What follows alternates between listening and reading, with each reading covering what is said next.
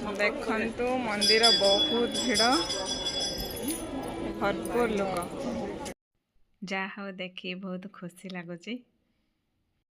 बाबू आमर ये लाइन देते केतबेले आम पाई पड़ो के जानी लॉन्ग लाइन लगी। कौ प्लेस को बुलवा को जातु कि न जातु किंतु समय बाहर करके निश्चिंत आपणकर पाख मंदिर जोटि हो पछे जातु देखिए केते शांति लगे।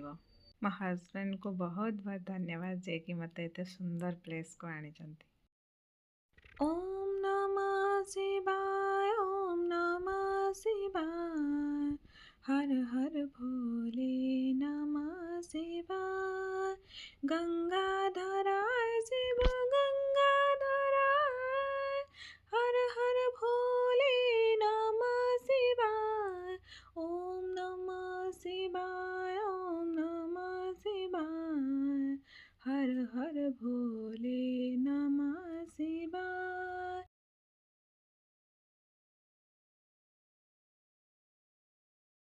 नाथ नागेश्वर हर हर पाप सापाभिशापतम महादेव महान भोले सदा शिव शिव शंकर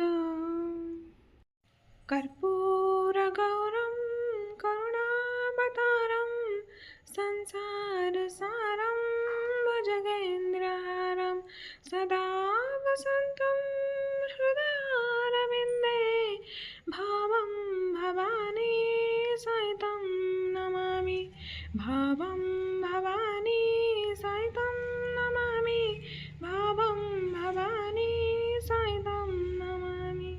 देखंतु आमर एतिक लाइन आसिक धरलानी बाबू आमर छिड़ा होती। देखंतु अपेक्षार फल मीठा आमे बाबा को 2 घंटा लाइन देला परे जाइकी बाबा को दर्शन करि परिलु एवं पूजा करिकी आसिलु। फाइनाली आमर पूजा सरी गला आमे बे घर को जिबा।